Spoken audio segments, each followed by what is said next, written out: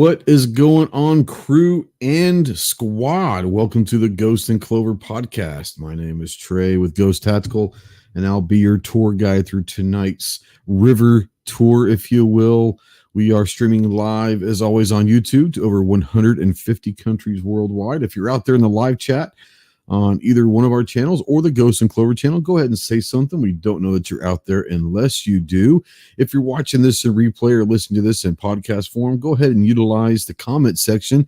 Let us know what you think of the podcast. Let us know how dumb we are, how smart we are, really, how incredibly good looking we are, even though you can't really see us. All you see is an avatar, or you just hear my silky smooth voice. Before we bring in Clover real quick, we do want to remind everybody to make sure that you go ahead and once again, thank you for supporting us and all that. But we ask you to support our sponsors as well. This podcast is obviously powered by our good friends over at European American Armory Corporation, EAA Corp. You guys are very familiar with them, I'm sure. If you know anything about Clover and I's channel, you see their products all the time.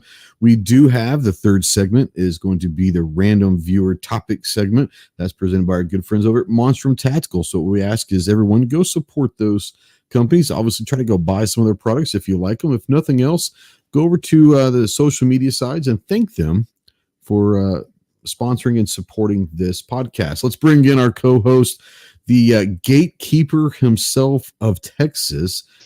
What's up, Clove? Yo. Hey, yeah, don't forget also, guys and gals, Self-Defense Radio Network and Firearms Radio Network, correct, where you can find some other cool stuff to listen to. Much better stuff, I'm sure, than what you're going to hear tonight. I guarantee it. Yeah. Yeah, today's date for the records is Sunday, May 5th, 2024. A couple of big things going on today. First, you got Cinco de Mayo for all those that want to, I guess that's, I think Cinco de Mayo is a celebration of a battle within the Mexican Revolution. It's not Independence Day, but it's a battle, I think. I can't remember exactly which one, but more importantly, no offense to everyone out there, but more importantly, it is Revenge of the 5th. I hope everybody had a great May the 4th be with you.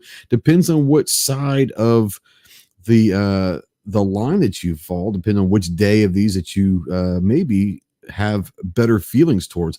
I've always kind of been a Vader guy, but being a Vader guy doesn't necessarily mean I'm an Empire guy. Because I think that Vader, you have to include Anakin, right, Clove? You have to include both of them. So if Anakin / Vader, if you're a Vader guy, I know you're a Vader fan like I am.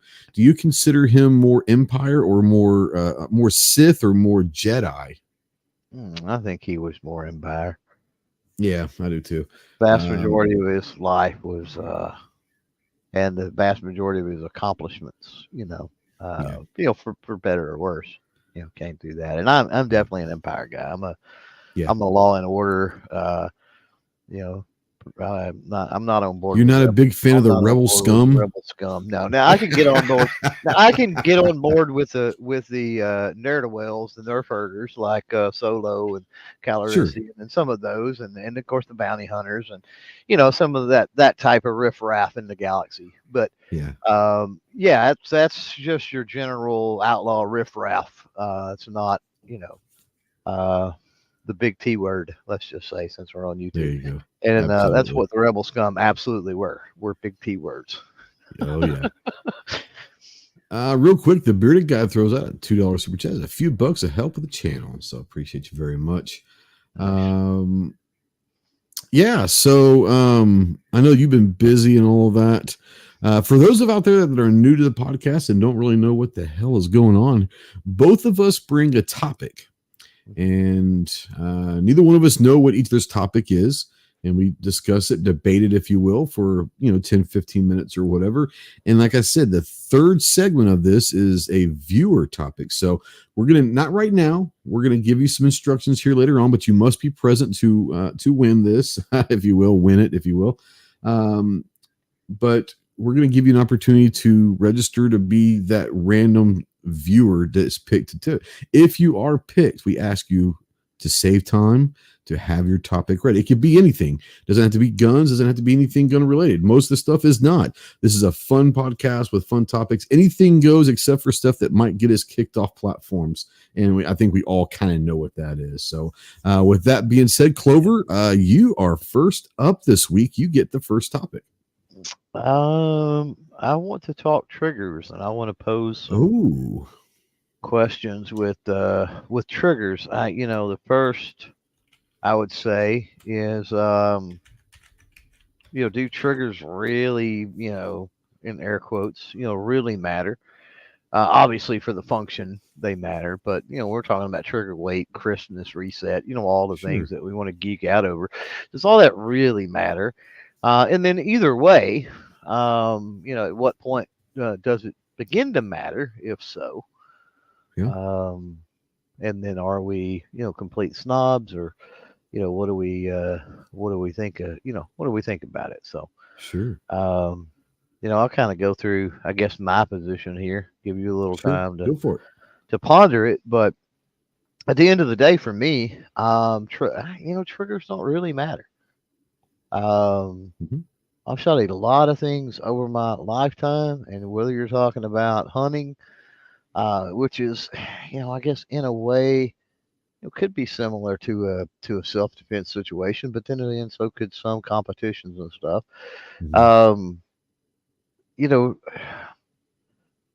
I've just found that there's some triggers that are absolutely atrocious, but if you spend any kind of time with that firearm, seems like you overcome it. Now, maybe I'm in the minority. Maybe I'm some type of a trigger pulling savant to where it doesn't, I would never consider you a savant.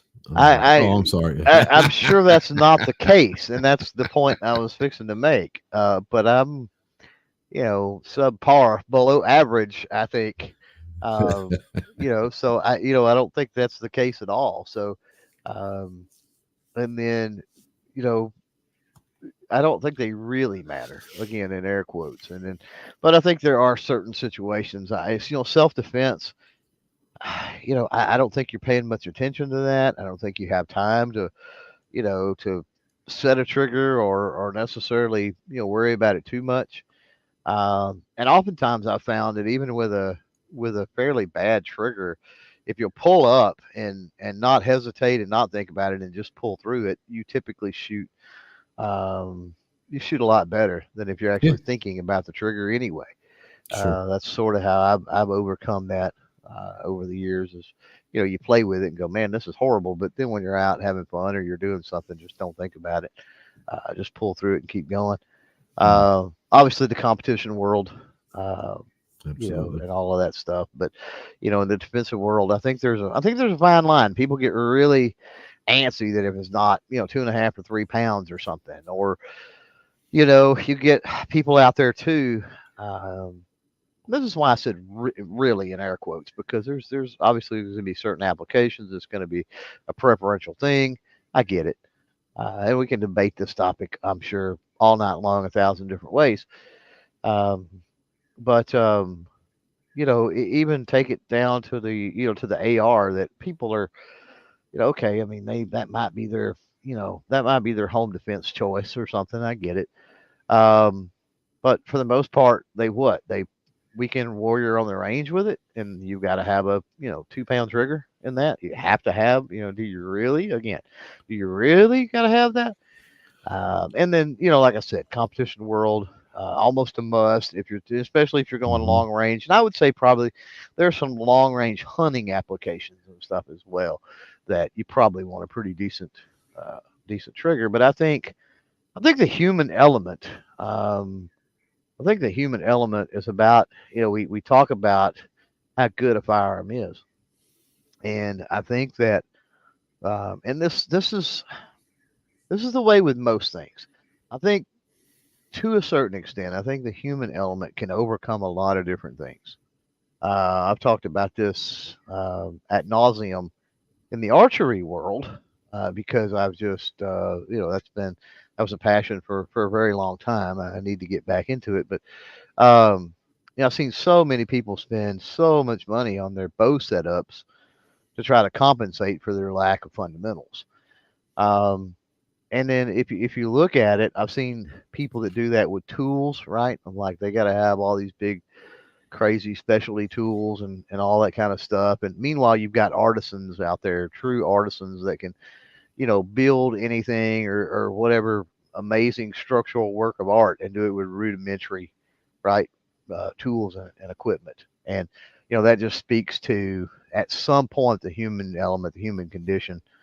The equipment is kind of irrelevant. And with that, I'll throw it to you now. Yeah, I think I agree with most of what you're saying. I am not a trigger snob. There are certain applications. I'll kind of go backwards, I guess, if you will.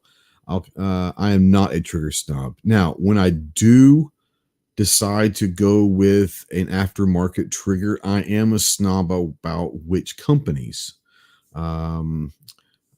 Some of my Glocks have, and it has nothing to do with me or whatever, but Ghost triggers are really good for Glock, especially Glock 19s. I have them in a competition 19 of mine.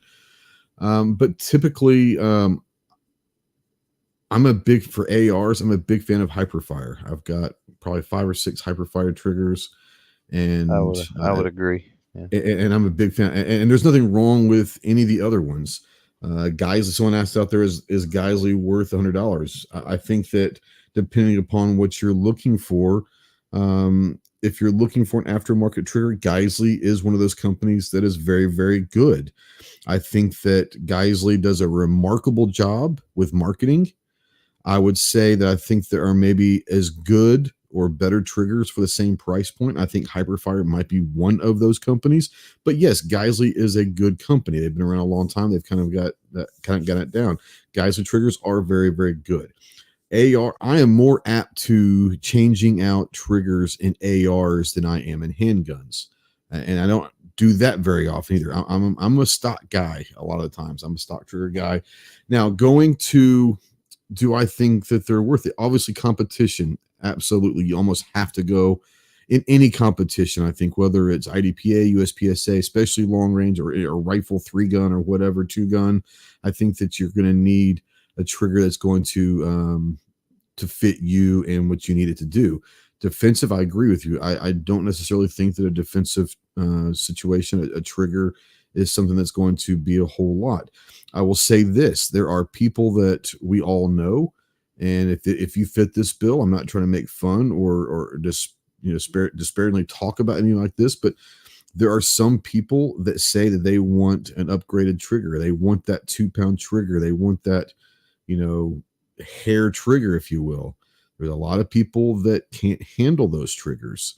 There's a lot of people that might be dangerous with some of these very light triggers. That's okay. But I think for me, and we're talking about, do we like aftermarket triggers? I will say, or do we really need trigger jobs or aftermarket triggers? I would say no. And most of the time, I would say no. I would sit there and say this. When you're pulling triggers in the gun shop, just dry firing or whatever, you're at the gun shop and you want to feel what the gun you're looking at to buy feels like in the hand. Everyone likes to pull that trigger. That said, if the trigger is that bad, I'm probably not going to buy the gun, because if the trigger is that bad, then I'm going to assume that there is other things about that gun that I'm not going to like. I have bought guns with bad triggers knowing that I'm going to replace the trigger or do a trigger job on it or whatever, but I'm going to have to really like that gun to make that decision, knowing that it's got a bad trigger. Now, doing testing and all of that R&D for companies, we don't have a choice a lot of times on trigger. But if I'm going to go and purchase a gun and I'm looking for it to be, a gun that I'm going to utilize a lot, and it's my choice to really go and get that gun, then the trigger is part of that. And so if it's a bad trigger, unless I love everything else about that gun and I know there's aftermarket triggers for that gun, I'm probably not going to buy that gun. So in a way, I guess triggers do matter as far as for me in a decision process, but interesting. once I have that gun, I'm probably not going to change a trigger out unless it's for something specific. Does that make sense? I don't know if that makes sense or not. Makes total sense. I mean, I don't come down in that camp, but I mean, I Yeah. get what you're saying.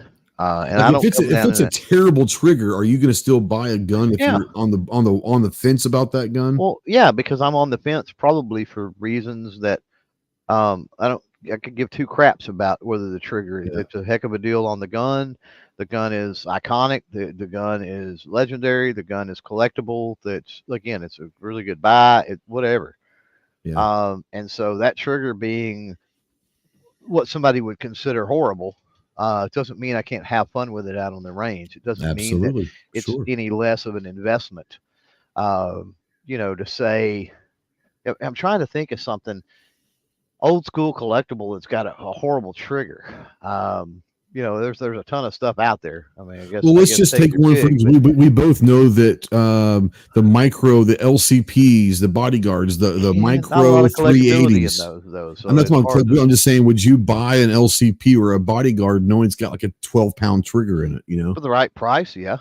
Okay, there you go. Because I also know if I wanted to do something, I know the kits and some other things that I could do. There you go. To do that, but it would have to be. Everybody out there knows me. I've got more now than I will ever probably shoot in my lifetime, and I lose things constantly. Yes, you do. Probably the only person that loses firearms. I don't think anybody loses them as much as me. Misplaces, well, I should say, not lose. But so I'm opportunistic when I buy. So if you're talking about a first gen LCP, which I've already got one, so it would have to be a heck of a buy, like under $100 or something. Sure. And what fool would not give under $100 for? Who would not drop that? You would drop that, even though it had a bad trigger. Oh, absolutely. I mean, be honest. No. I'm not saying that I wouldn't spend money and buy a gun with a bad trigger. I would say that I'd have to really like that gun or want that gun, knowing that it's got a bad trigger. I wouldn't have a problem with it. Yeah. But there's a reason I still have my first gen LCP. Sure. It's a good little handgun. It's not great by any stretch of the imagination. Well, no, it's not supposed to be a great gun. It's got all kinds compared to more modern stuff. You got to realize that's been around a very long time. Compared to more modern stuff, it absolutely sucks. But you keep it clean, you run the right ammo through it, and it's pretty doggone reliable. Yeah. Absolutely. And you do some upgrade work thanks to Galloway Precision. Shout out to those fools over there. And it's even better. So let's take a look. There's some really good comments out here before we move on to topics. Daniel says, I don't care much about triggers as long as they are reliable and consistent. I can adjust most of it. Exactly. Either adjust them or you know that there's aftermarket stuff out there. Stage or just know I guess stage would be a good word for it. Yeah, it'd be a good one. Yeah.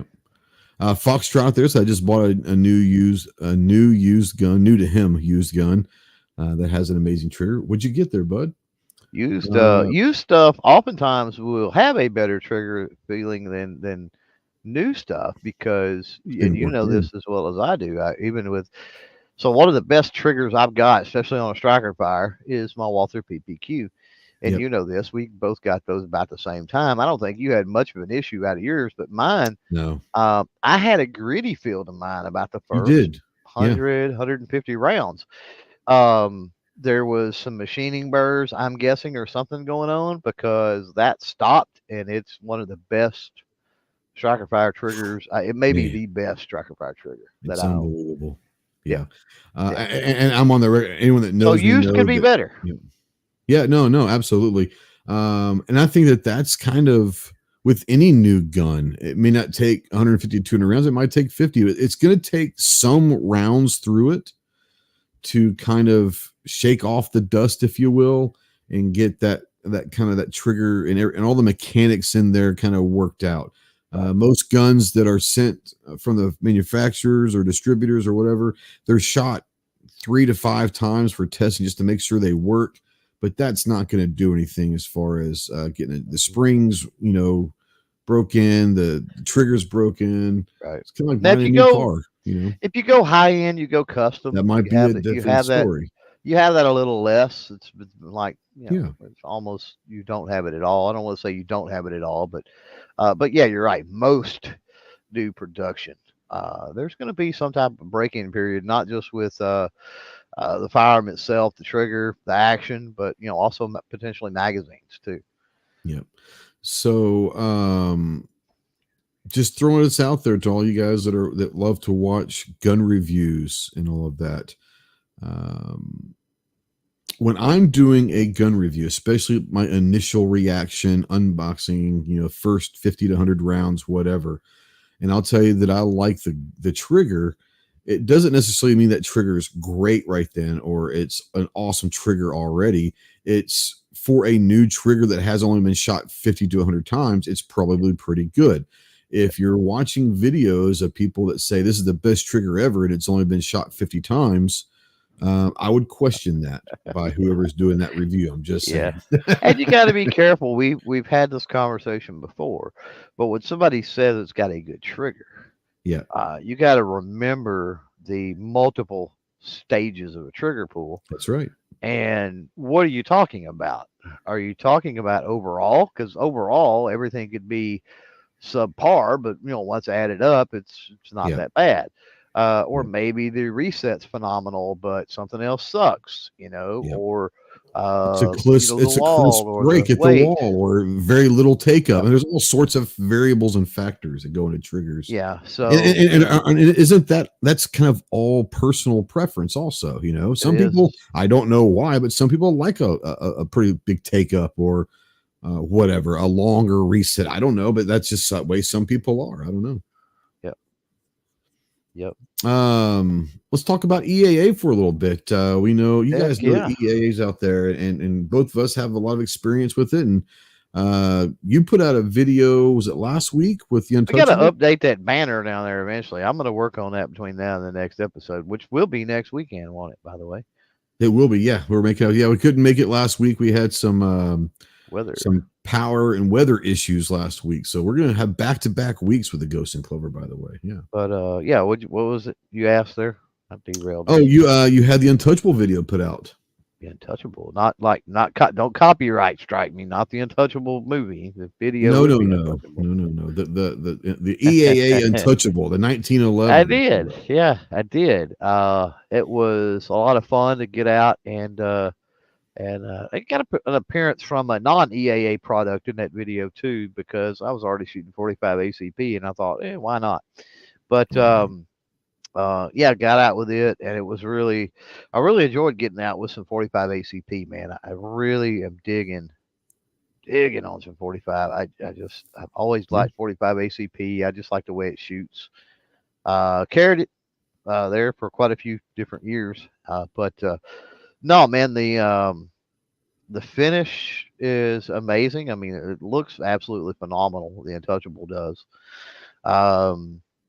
It shoots like a 1911 45 ACP. I mean, I'm not going to sit here and say that it's, you know, high end, $1,012, $1,500, 1911. But they're not trying to be that. But it's the Untouchable for a reason. It's a whole lot of handgun for an untouchable low price, right? I think it's kind of very well played. Kind of the key behind that. And so for the price point, the category that it falls in, having that amazing finish, having your normal sights, the serrations on that thing, it just fits the bill. Flared mag well. A few of the other little things, just a phenomenal looking little 1911. And if you're familiar with the way, like I said, a 45 1911 shoots, you're not going to be disappointed, I think, with the Untouchable at all. Speaking of 45, as I know you probably want to talk about, a couple other things, but speaking of 45, the double stack 2311 45s, I hear, are out in the wild, getting out in the wild, moving around, circulating, if you will. And dude, I'm excited about that because I think it was on X. I'd seen the other day a post on that, And I don't think is anybody in the chat can chime in on this. Is anybody like with the 2011s, 2311s, whatever? You see nines and tens, but I Yep. don't think. I think EAA's done it again because I don't think you see many 45 double stacks. That was I don't think you see 45s. At least I haven't. I'm not saying they're not out there, but I don't recall any double stack 45. not since the 2011 barrel ordinance designs. days years It's been ago. a while. Yeah, that's been a Yeah, while. yeah. I don't remember. I don't remember anyone. I'm not saying there's not. I just saying I don't remember that. Yeah, I don't know of any. I mean, there may be some high end stuff, some really high end stuff, Sure. custom things or something, but I don't know of any, especially, mid tier, let's just say. I mean, we'll Yeah. say what it is. A lot of the EAA stuff is I would consider to be mid tier. Um, there's nothing in that range that I'm aware of No. in No. 1911 or Nothing that you're going to get 2011, for sub 2311. $1,000 for sure. Yeah. And so it was really cool to see those start dropping. As Yeah. long as we waited for the 2311s in general. Thank you, ATF, by the way. Yeah. But as long as we waited, man, once the ATF got out of the freaking way, like, the 10s come around pretty quick, and now we're done into the 45s. So Yep. EAA has completed their promise that a year ago that to have a double stack 1911 in all three cartridges or calibers, and they are now have officially fulfilled that promise, I guess. Yeah, and the 2311s are phenomenal, and obviously all the stuff that the high powers that they've got are great. The MC14, the tip ups are phenomenal. Everything that they've been doing, and I want to applaud EAA for the last couple of years, is they're really bringing in some designs that I'm not saying that people have been waiting for, but maybe most people didn't know that they needed until they came out. Like, you know what I'm saying? Yeah. Did you know you needed a new high power, an upgraded high power? Did you know that you needed a tip up barrel? Did you know that you needed a double stack 1911? Until they were out, you probably weren't thinking about that. Then they're out. You're like, oh yeah, I definitely need one of those. So they're both of ours and all that. So go check out EAA or European American Armory, and they're just not Gerson handguns. They've got shotguns. They've got all sorts of stuff over at EAAcorp.com. So go check them out for sure. Yep. You're up now. I'm up. Oh, it is me, isn't it? I've got two or three things I wanted to. Which one I want to talk about? You know what? I was gonna do a gun topic, but I didn't want to do all guns. So I'm gonna stay. That might be next week. I might do it next week. We've still got the third topic. So for those I get it. That are live, don't forget. And I don't mind talking gun topics. I want to do something different. So we're gonna have some fun. Let's do some music stuff. We're gonna talk about maybe our favorite bands of all time. Doesn't matter which genre. It could be any kind of genre if you want. Just kind of, I'm not saying we're going to do a draft. Let's just kind of like talk about some of the favorite bands that we have listened to in our lives. We always kind of seem to always find that playlist in our cars or whatever. Favorite bands. We're talking like not solo artists, just like the actual bands. Yeah, throw some stuff around. Yeah, like I think everyone knows that Beatles are a big part of my life, and Pink Floyd. Those are the two. Probably, if I had to choose one, I'd probably have to choose Pink Floyd as my favorite band. Although the Beatles are the ones that brought me to music, because my dad was a huge Beatle fan when I was a young kid, and he was always listening to the Beatles. So I probably wouldn't enjoy music like I do without the Beatles, and I always have a special place for them. But if I had to choose one, I probably have to choose Pink Floyd as my favorite. Yeah. But people also know that I have a huge affinity for the Smiths, and a lot of people don't maybe not know who the Smiths are, but the Smiths are an incredibly important band in music history, and one of my favorite bands. Morrissey, maybe one of the top. It's probably a top 3 best voices ever. Obviously, I love Guns N' Roses. I'm a big Guns N' Roses fan. Maybe going into country, 100% Alabama. Yeah, without a doubt. without a doubt. And we're talking like that's not just like my favorite country band. They're like a top 5 band of mine of all time. I'm curious, anybody out there in the chat, a replay or whatever, Yeah. greatest bands of all time, and let's say your overall top 10 greatest bands of all time. If there's anybody out there that Alabama is not in your greatest bands of all You time, need to go listen to Alabama. yeah, you probably and let's make this fair. And you've actually listened to Alabama, and Sure. they're still not in your top 10 of all time. Yeah. I would certainly like to know why that is, because I feel that's way unfair. Yeah. I'm a big ska guy, big reggae guy. And I would obviously Bob Marley is one of my favorite all-time artists, but if you throw in Bob Marley and the Wailers, then maybe that would be considered a band. I'm stretching it right there. And I'm a big No Doubt fan. I like Bob ska. Marley and the Wailers to me is kind of like saying the Charlie Daniels Band or something. Yeah. Or George Strait and the Silver Bullet, Ace and the whole band, or I mean Bob Seger and the Silver Bullet Band. It's like, is that really a band? It's like, The only reason why I would kind of maybe consider like Bob Seger and Silver Bullet, Bob Marley, and some of those is the band stayed intact the whole time. It wasn't like just random people and they calling themselves the Wailers. You know, his wife Rita was one of the singers in the Wailers this whole career, and the band stayed. It was the original band the whole time, pretty much. But I wouldn't, I mean, it is what it is. But no, like I said, obviously love Metallica, Duran, big fan. You gotta love, Leonard Skinner. You gotta love Allman Brothers. I'm a big fan of them. Marshall Tucker Band, absolutely. Even a little bit of the Doobies, that whole Southern rock. I'm a big fan of the Southern rock era and all that. ZZ Top, big ZZ Top fan. But like my music is all over the place. But I think you're right. Like anyone that's listened to Alabama that doesn't include them in the top band list, regardless if you're a country fan or not, I think anyone can enjoy Alabama. I'd kind of like to know, again, I don't knock on anybody if you're not, but I'm seriously curious about, why. Yeah. Bearded Guy says Rush and Led Zeppelin. I like Led Zeppelin. I don't love Led Zeppelin. I am not a Rush fan at all. Nope. I'm not saying they're bad. It never clicked with me. I never got into Rush. I know a few of their songs. Was it Tom Sawyer and a couple of, I know some of their songs, but I would never go see them in concert. I don't know. It's just me. Foxtrot says Def Leppard. Ozzy says Boston. I'm a little wondering why Ozzy's not saying Black Sabbath. Just saying. Kind of weird. Defense Dad, he says, I don't actually have a favorite band. I have lots of bands that have like 3 to 10 songs.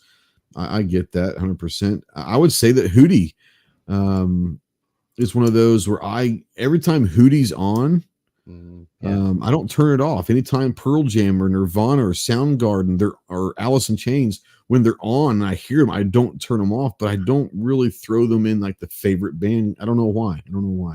That Bearded Guy says Alabama don't impress me much. Throwing a little Shania Twain little pun in there as well. Yeah, he still hasn't really given a reason as to why. No, is the thing. He just says they haven't made anything that catches my eye. Steve Miller Band, 100%. They're that's my uncle. Once again, does he fall into the Bob Seger and Silver Bullet Band and all that? I think it probably does. Right. Well, there's some. So he says the Dead, so he's a big Grateful Dead guy, and that does not surprise me. No, Fleetwood Mac. Oh, can't go wrong with a little Fleetwood Mac either. Great call. Fleetwood Mac's good. Quite possibly my number one would be Queen. Yep, I kind of expected that. And I think we both like Red Hot Chili Peppers, but do they come in on your list at all? I don't. Chili Peppers might get into the top 10. Definitely not a top 5 for me. Yeah. Zeppelin is up there for me, unlike you. Yep, Zeppelin I is get it. definitely within the top 5 for me. It is not a top 5 for me, but I like their stuff. Yeah. We haven't mentioned Van Halen yet, or haven't Yep. seen Van Halen Are mentioned, but you a that's Van okay. Halen or are you a Van Hagar I'm fan? more Are of a you, Hagar. I'm people don't really? like me for that, I'm but a Roth guy. Yeah, I'm a Roth the guy. the Twister album is freaking phenomenal. I love the Twister album, and that's unfortunately that was Hagar. So No, I get it, and nothing against Hagar. I just, for some reason, I gravitate towards the Roth years, I guess. I will absolutely listen to both. I've got Yeah, no sure. animosity, but like I don't. If you make me choose, I'm gonna choose Hagar because of that Twister album. No, I get it. But at the end of the day, and solo career as well between him and Roth. If you make me choose, but Yeah, if we're just say Van Halen rocks, I'm on board with Van Halen rocks. Let's just go with that, and I'll yeah, listen to all of it. I would not disagree with that. No problem. Yeah, Beach Boys was not brought Beach up, but Boys. oh man, I was Oh my listening to God, dude, yeah, they're definitely top Beach Boys the 10. other They're night. not top. But They're top 10. Yeah. yeah, Beach Boys. Beach Boys and makes Beatles were sense. two of my dad's favorite. We always had Beach Boys and Beatles playing, especially when we were out on the lake. Beach Boys are always playing.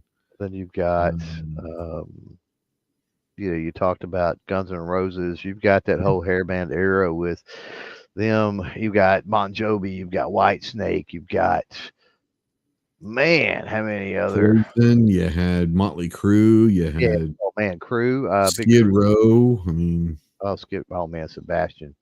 were you an Aerosmith guy, or are you an Aerosmith guy? Where do they Man, fall? For you? I was an Aerosmith guy. I was sort of an Aerosmith guy up until the whole asteroid movie thing. Yeah, And sure. I was done at that point. Like I'm Yeah. out. Like I watched the movie, really dug a lot of that soundtrack, Mhm. but it took about maybe 2 weeks maybe after that movie came out with 24/7 you couldn't change Yeah, the channel it definitely got for overplayed for like a sure. year, and I was done, dude. I was like, I'm done with Aerosmith, dude. Like I don't like I'm Yeah. like done. But I Cinderella like a was lot good. of Aerosmith. I like a lot of Aerosmith that a lot of people don't listen to because they found Yeah. Aerosmith through that movie. Yeah, I'm a And more of a '70s Aerosmith guy instead of yeah, '80s for sure, yeah. and early Um, '90s. I'm okay with that mid late '80s. What is it? Angel and Permanent all Vacation. those. The Permanent Yeah. Vacation album Oh, sure. Yeah. up until the permanent. Yeah, Angel, Ragdoll, Dude Looks Like a Yep. Lady. Yep. Even I think it was Pump was the album to an extent. Love in an Elevator. Yep. Some of those were okay. Yeah. Quiet Riot's one of my Foxtrot says Quiet Riot was Quiet good. Riot's Sure. one of my Yeah. Mental Health is one of my Mental favorite Health. Oh, tracks of all time. It's just absolutely. ever since Who was the original that did that? I can't remember who did that originally. ever since Footloose. Yeah. I'm trying to remember who did that originally. But yeah, no, Quiet Riot was great. Cinderella, someone brought Cinderella. Was not a huge Cinderella fan. Couple songs were great. Like Slaughter, was not a Slaughter fan, but Fly to the Angels was a phenomenal song. Cinderella, man. Don't know what you got till it's gone is a classic. Coming Home. Is that Coming it? Home. Took a walk down the road. It's the Gypsy Road. Gypsy Road's good. Yeah, Gypsy Road's good. And then what's the other one about the politicians? Little Shelter, maybe. Yeah. We all need just a little shelter. Yeah. Were you a Crew guy? You like the Crew? Oh, big time Crew guy. Yeah. Yeah. Motley Crue. Dr. Feelgood. That's one of the best albums of the 80s. Yeah. But yeah, Dr. Feelgood album was one of the best albums of the 80s. Great. Shout out to the Devils. David Lee Roth, Shout at the Devil. Running with the Devils. Yeah, not. It was David Lee. Yeah. Poison. You a Poison guy? When you talking about hair bands? Poison's okay. They fell apart pretty quick. Yeah. Damn Yankees.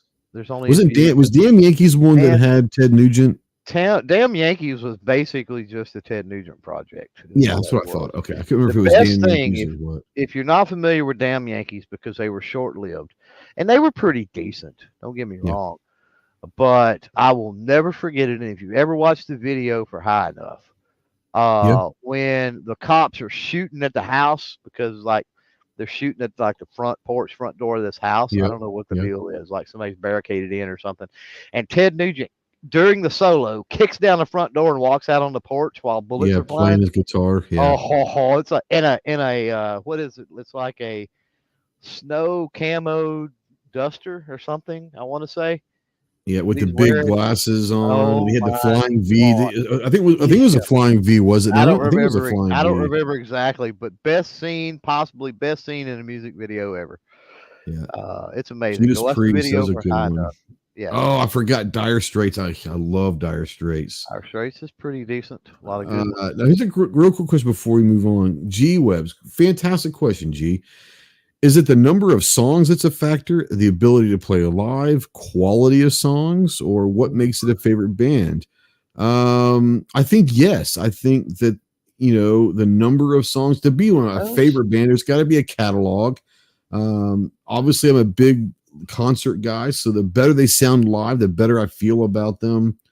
And I think a lot of it comes down to memories. I think that some of us will pick favorite bands that bring back memories of a certain part of our lives that are good memories. So the band might not be the greatest band in the world, but if for some reason that band or a song brings back a point in our life that was just amazing, then we're going to have better feelings towards those bands, And sometimes you get these because they used to have Rock Fest, I think it was here. And it was like an all-day concert. And usually once the sun went down, then you got like Tesla, LA Guns, Motley Crue sometimes. All the LA guys played one time. There was a lot of bands that Great White. I've seen a lot of bands that played in the evening, right? But I'm gonna tell you, there was some bands that never really made it from Rockfest, and they had CDs and back in the day or cassettes or whatever, depending on the era, that they were selling in the lobby or whatever it was. They had their hype people there selling their stuff, their shirts and their stuff, and they had all that. So I mean, they were, they had some label that picked them up to record something. They just didn't make the mainstream. They never got any airplay. You never heard them on the radio. And I talked today about some of them, and people go, "Who's that?" It's like you're going to have to go try to find LimeWire or Napster and download something, or I don't know how you're going to find their music. But there's one that if you like that metal, metal grunge type sound, I don't know how else to put it. Called Dolly Braid that I talk about all the time. That Dolly Braid. There's quite a few. A couple of hated bands, by the way. Creed, that wasn't mentioned. Creed and what's the one from Canada?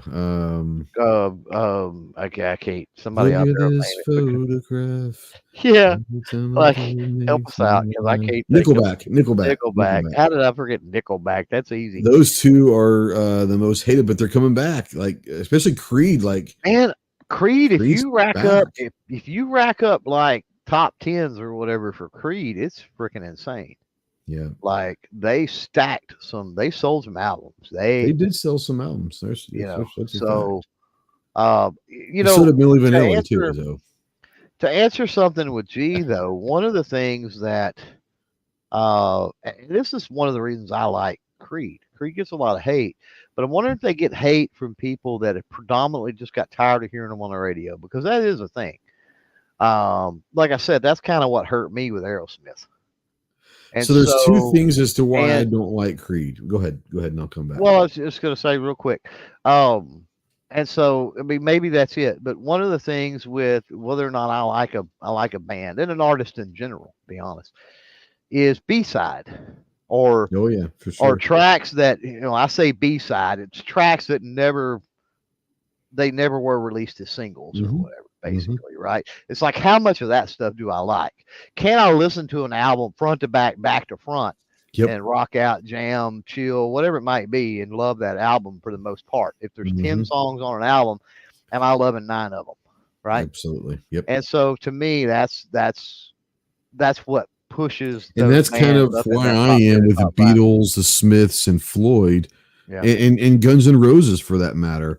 all four of those, with I can in Alabama and No Doubt, all of those I can listen to any one of their albums, put it on, and am I very rarely skipping a song.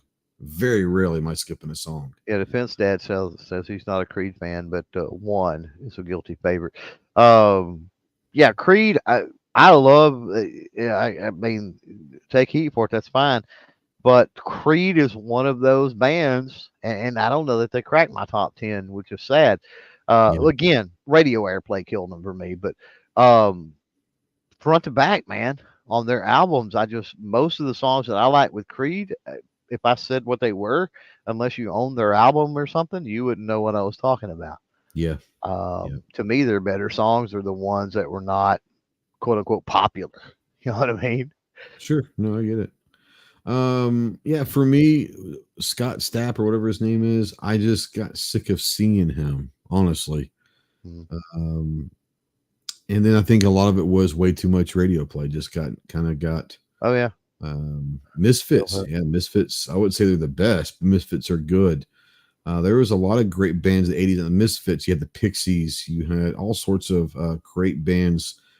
But Defense has this Pink Floyd takes me back to Saturday nights in high school. Clover knows when I say Saturday nights, but Saturday nights, a lot of time Pink Floyd's playing here as well. So, no, I don't you think? Yeah, a little ironic there. G talking about the Atlantis More Sex album. You gotta love G. I think that a lot of the times when it comes down to like Nickelback,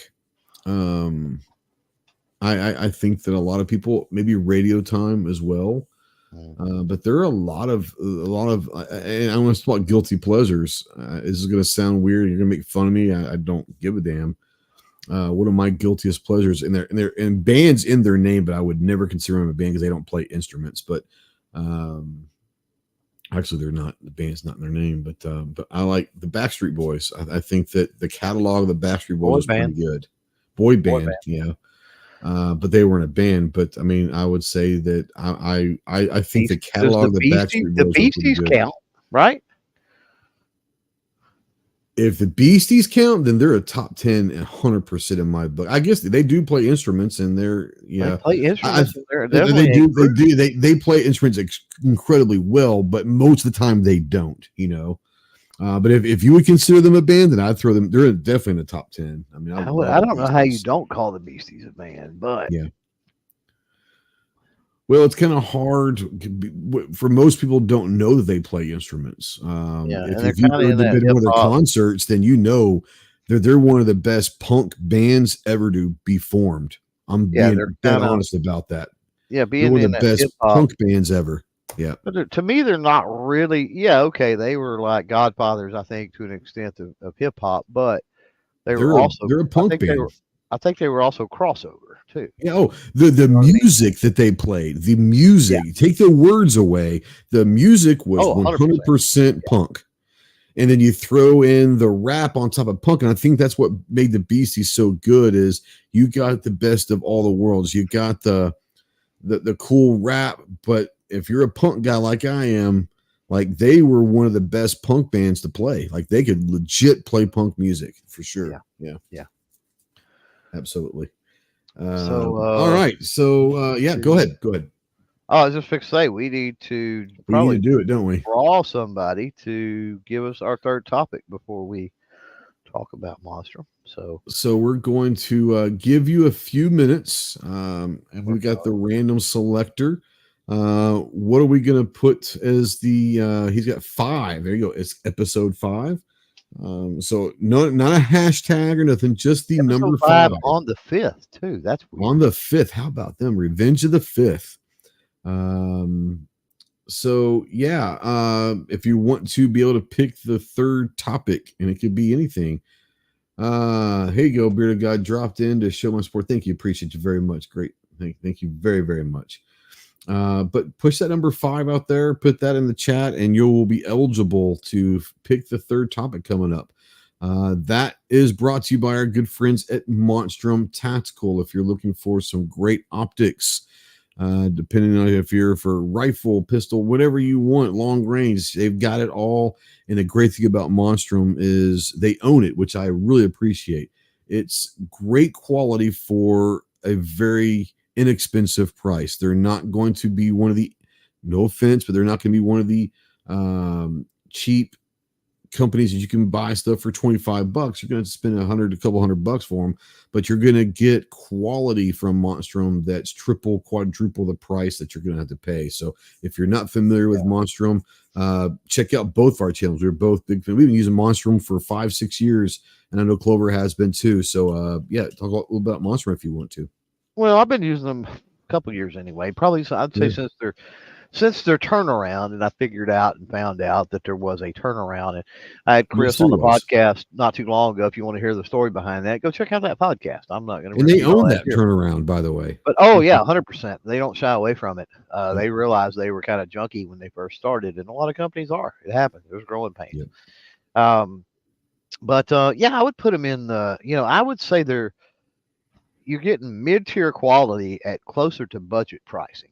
I think. Yeah. Monstrum, which is what's kind of nice. It's just definitely not coming close to high end, and they like you said, they own that.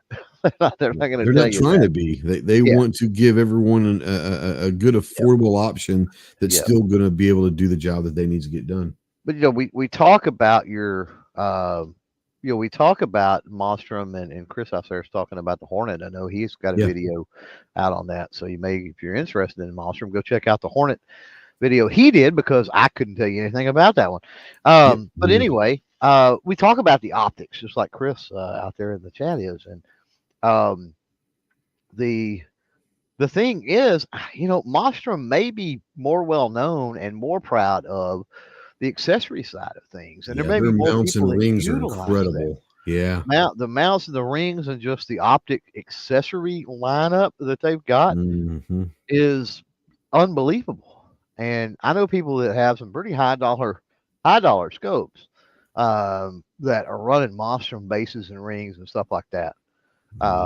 So we definitely don't want to gloss over that, because I feel like in most of the conversations I have with Chris, that always comes up about this new mount or that new base or this new thing.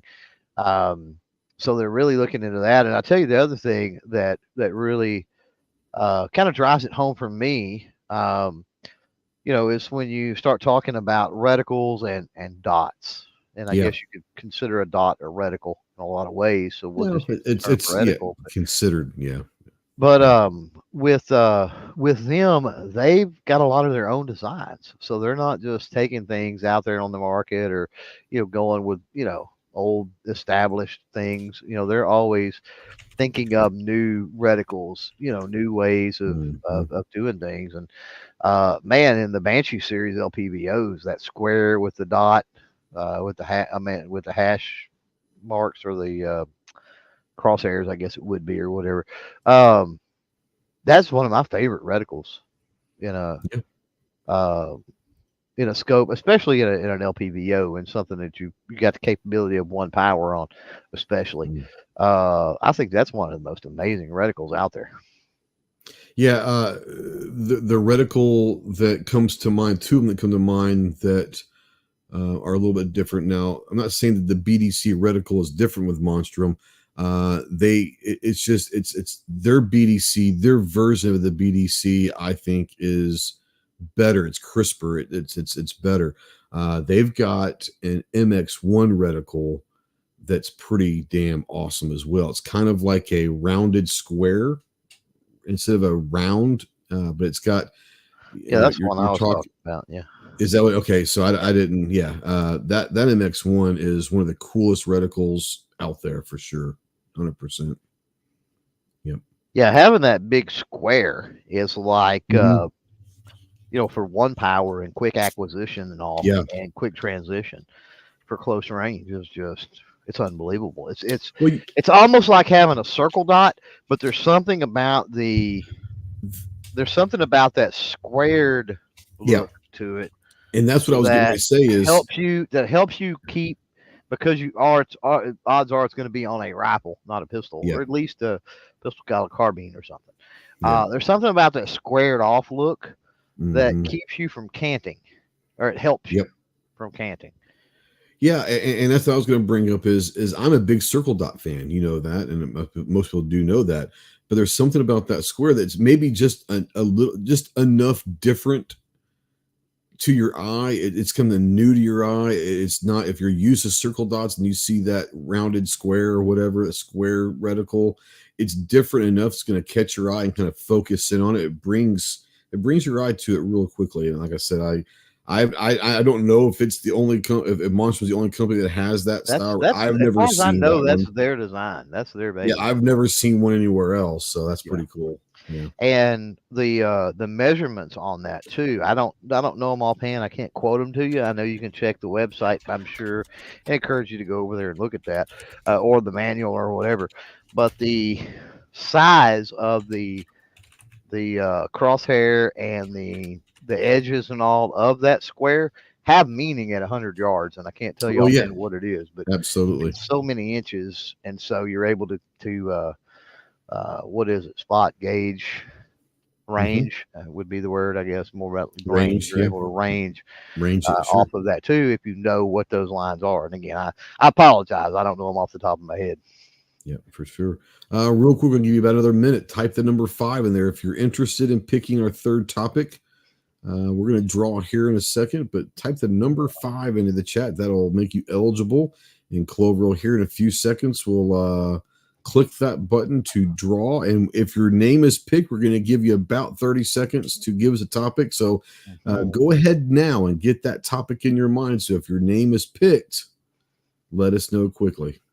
So Chris, if you're still out there, Chris Lang, that had that Mhm, Monstrum Hornet, mhm. um, I'm curious if Chris has got that Monstrum Hornet, what he's got that on. If it's on a 22 or a centerfire or one of his air guns, or I'm just curious what he's got it on. I know he's done a lot of stuff on his channel with some air guns, and if he's Yeah. shooting that thing on a air gun, I don't know if you know this, but um, typically you need um, pretty darn good optics or specialized optics when you're talking about putting them on air Mm, guns. The mhm. recoil impulse is just a way different animal.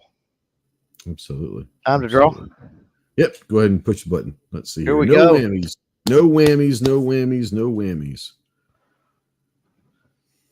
It'll be G webs. I'm gonna call it right now. How about them apples? How about Rigged. them apples? All right, Rigged. G, if you're still out there, give us a topic, homie. Give us a topic. And there is no telling where this is going to go. Yeah, with G. Oh, good lord, with the weird You might stuff be he can talking put about on there. Grateful Dead here, or we could be Oh, I thought you talking, was going to say grapefruit juice, and I said that's entirely possible with G webs. well, grapefruit juice is entirely possible too for some reason, you know. Um, We got what, about 20 seconds left. Said first pellet gun now, Glenfield Model 60 changed the grouping by an inch. Wow, that's interesting. Well, yeah, I'm sure it did. Yeah, Yeah. about 15 seconds. G. Gee, if you're still out there, give us a topic. He's Or if got super nothing fast else. internet now. He was bragging about, so there's no Oh, reason does for he? him to Does he be. now? Yeah, so Okay. there's no reason for him to Nice. be behind in the chat. Just saying. What do Well, we we just got? need to know that if the dogs are not taking over the keyboards, you This know. is true. Under 10 seconds, and we draw again. Yep, let's spin it. There he Oh, here is. we go. I knew. Down to I the had a wire. feeling. And I had down a to the feeling that it wire. was going to be something about 9mm, but We'll do it. That's fine. he said, "Why did 9mm single-handedly ruin all gun innovation, fuel anti-gun hate, and suck so bad at the range that all the more decent calibers suffer to this I day?" like that topic. I That's do. there's some premise to that topic.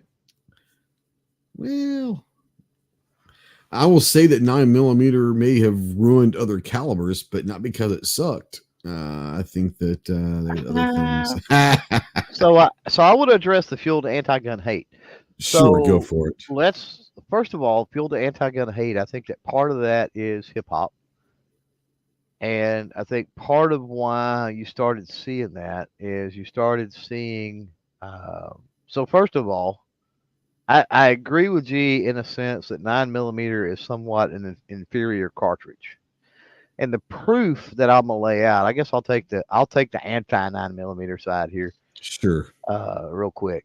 But I think that it's actually an inferior cartridge, and because it's an inferior cartridge, that's why you see so many firearms produced in it, because it's easy to produce a firearm for, right? It's not like trying to produce it around a 44 Magnum, for example. You know what I mean? Or 357 Magnum, for that matter, or something along those lines. So I think that that's part of it.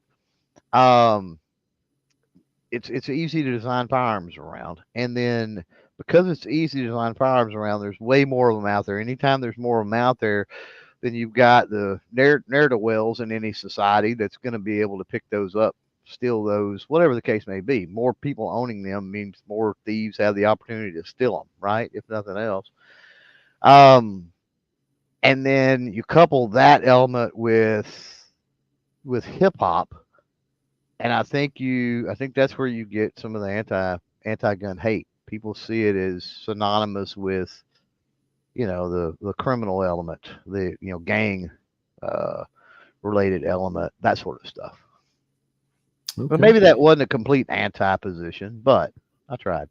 No, I hear you. I am going to take the obvious side, the correct side, if you will. Um, it did not ruin gun innovation. It may be inferior to 44 Magnum and 45 as far as power and stopping power, but I think where it became so popular was one, it's going to be a little bit cheaper to manufacture, so it's a cheaper ammo than 45 and 44 Magnum, Less material, sure. less material. But I think what it does is it's a cartridge that pretty much anyone can shoot, and it's going to be more stopping power than like a 22 LR. It's going to have adequate stopping power for self defense and all of that. It's going to be relatively cheap to manufacture, both either by factories or by reloading. But it's going to be something that pretty much anyone, at any skill level, any age, any gender, any demographic is going to be able to shoot. So I think what that does is that opens up that cartridge, opens up guns to more people. Now, you may not like the criminal element that came with that, but it did open up guns to a lot of people that might not have shot if they were, something else. I will say also that as far as innovation goes, I think that it has innovated a lot. I think there's a lot of things. There wouldn't be a double stack 1911 and 9 millimeter. I think that's going to be that's a very popular gun right now. The double stack 9 millimeter. I would say that the vast majority of concealed carry guns these days are 9 millimeter. Would concealed carry be as popular if it was different? If the 9 millimeter wasn't around, I don't know. Maybe it would. Pistol caliber carbines. The vast majority of PCCs, which I love, maybe not everybody else does, but that is 9 millimeter. Mostly, not saying that other ones aren't, but the vast majority is 9 millimeter. So the innovation, I think it has maybe not innovation in gun design, but the innovation of how people are using firearms, how many people are using in general are using firearms. I think that the 9 millimeter was crucial in bringing guns to the masses and getting creative with that. More decent calibers suffer to this day. I think that if calibers are suffering because of 9 millimeter, it's because the manufacturers haven't gotten creative enough to figure out a way to incorporate these calibers more. I will give credit to the XTARs of the world and Stribogs of the world that are bringing their PCCs into 45 and to 10. Maybe those calibers would do better in a PCC, give people a chance to shoot them more. I think that's just the way it is. But Have you shot, jumping off uh-huh. real quick, Yeah, have you shot a PCC in 45 ACP? I have. Yeah, sure have. Yeah. thoughts, pretty fun. honest thoughts versus 9mm with recoil impulse and just the boom you get, the bang, the ring you get downrange. Honestly, I like it better than 9mm. Right. I'm just gonna be honest. I like it better. Yeah. My favorite's 10mm in a PCC, but like the 45, 100%. I like it better than the 9. Am I going to go to the range and shoot a ton of it? Nope. I can go shoot a ton of 9 and not break the bank. If it was the same price, I would. It's the same price, whole different ball game. The problem. Yeah. That's the whole different ball game. But no, I love a PCC in 45. I love a PCC in a 10. Love them, but 9mm, and I think, maybe the 9mm was helped not just in the US, but worldwide. A lot of militaries use 9mm handguns as official sidearms. Yeah, and NATO so production of the NATO 9mm round probably had a lot to do with the popularity in the consumer and the civilian market as well. Well, look at all of, for example, we got to go back years and years and years, decades.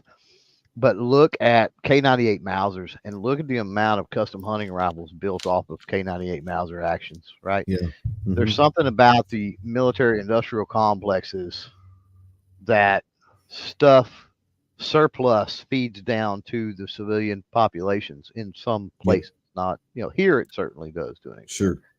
Sure. Or right out of the bat, they start making civilian versions, right? Mm-hmm. So there is something to be said, I think, for that.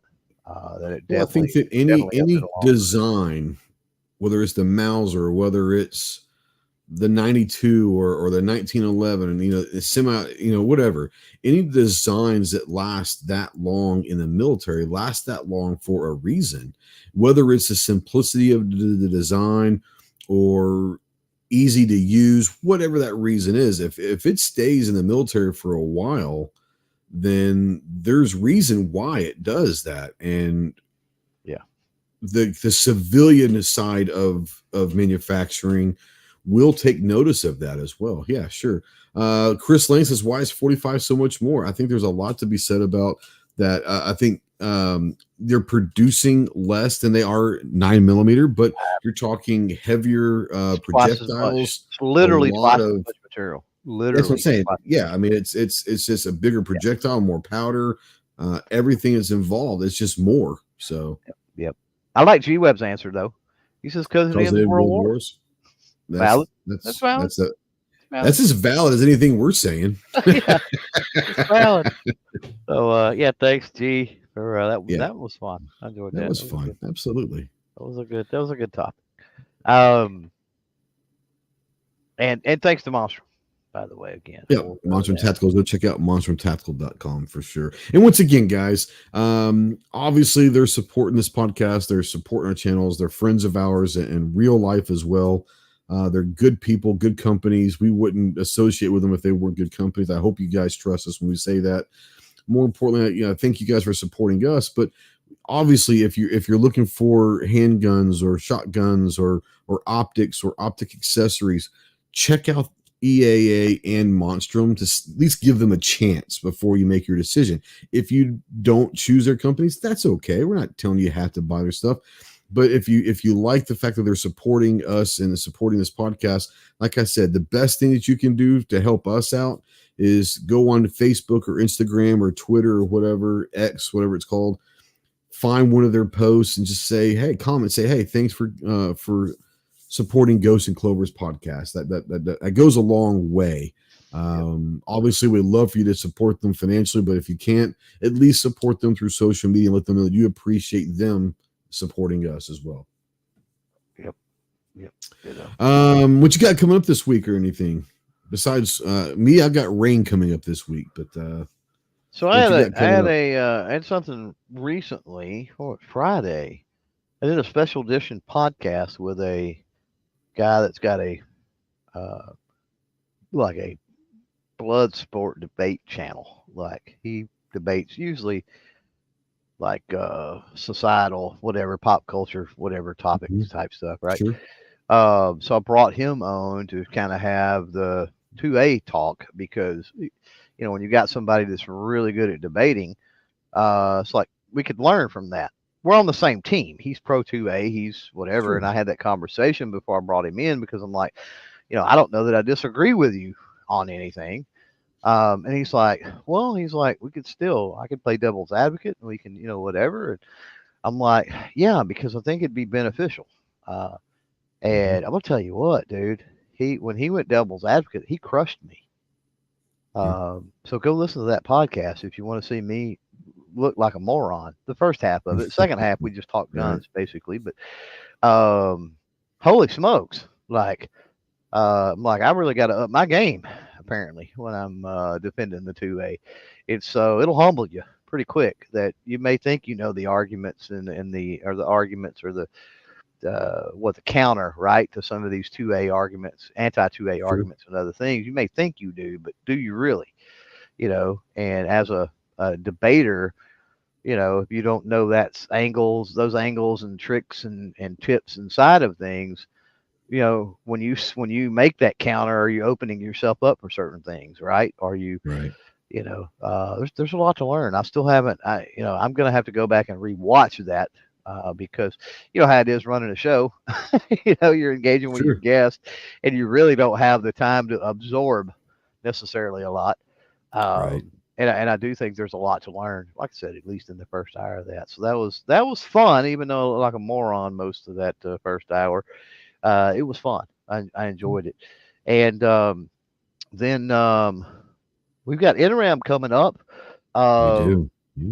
Pink ass sent me a text earlier. Apparently, I've got a profile on the NRA's page, which is a little bit concerning because I really don't want to be on their page, but because I've got the booth appearances every day. Going to go live from his booth every day, the Avidity Arms booth. Hopefully have some companies and some other creators and some people, join me in there and just kind of talk about that day at NRAM and kind of what's going on and what they're doing and that sort of thing for a few minutes every day. So we got that coming up. And then in between now and then, if the rain will ever stop. The reason that we canceled last week is, we were under the span of, 6 hours or something. We were under something like 8 different tornadoes touched the ground around here. And so obviously it knocked power out and everything, but it's been crazy weather. It's been crazy for about last month here. For at least a week. It's been like solid, crazy thunderstorm, tornado, bad. And, thoughts go out to a lot of different little communities and things around that have actually got hit by those tornadoes. Right. But luckily we've been able to dodge that here. But it's just been crazy, and so unfortunately there's some damage to the range with all the rain and the wind and the other things. And so I'm thinking, man, I really need to try to get out on the range tomorrow, but man, I'm gonna have to come up with some money and try to do some repair work before I think I can even do that. So we'll see what content looks like between now and NRAM. Just know that I'm working on it, and I will try to get everything done as quick as I can and get back into the swing of because I've still got tons of stuff here, right, that need to be that need videos. So there's a lot more content to come. It's just got to be patient as we get it out. So what about you? Just waiting for the rain. I've been trying to get to the range the last couple of weeks, and it's been raining. It's supposed to rain. We'll stop the rain. That was CCR, and we didn't mention that band earlier. Just saying. Yeah. Oh, CCR is a great one. Yeah, Chicago's a great one. Eagles are a great one. Air Supply. Don't forget Air Supply, man. Air Supply. I am an Air Supply fan. I think people don't know that, especially there's a reason why my air band is named Air Supply. Air Supply. All right, anyways, no, hopefully it stops. It's supposed to rain all the way through Thursday here. Let's just hope that it doesn't give me a break, because I really contemplated building the Ark. Really have.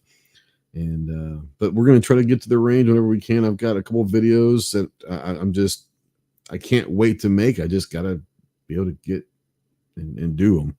So hopefully it stops raining and we'll get those done.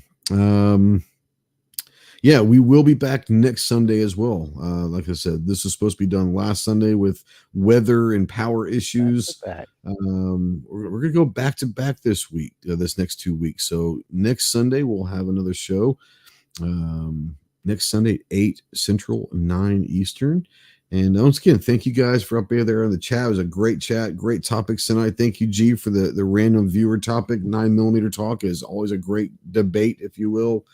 Thanks everyone out there that showed love to us. That the bearded guy threw some super chats out there. You guys threw out some great comments and were invested and included into the discussion out there. Thank you guys. If you're watching this in replay or listening to this in podcast, we do invite you to come join the live chat. That's where a great community of people out here. You get to meet some new people, be included in the live chat. More importantly, have an opportunity to bring your comment and your topic in the third segment and all of that. But we do invite you to join us live, if you will. You can be either on the Ghost Tactical channel, the CloverTac channel, but we really try to hope everyone gets to the Ghost and Clover channel.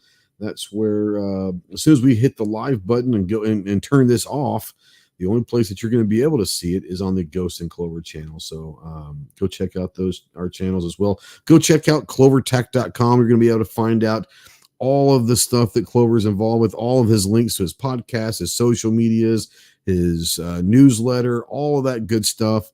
Go if you're looking to support his channel. He does do YouTube channel memberships as well. We do as well. Our website is ghosttactical.us. Check us out if you're interested in any of our projects. Follow us on social medias. Give us a like. If you're listening in podcast, give us a rate, share it, all that good stuff. But thank you guys for joining us for the Revenge of the 5th episode of the Ghost of Clover. Clover, you got anything else you want to bring up before we get out of here? Up yours, Joe Boo. Well, I find your lack of faith disturbing.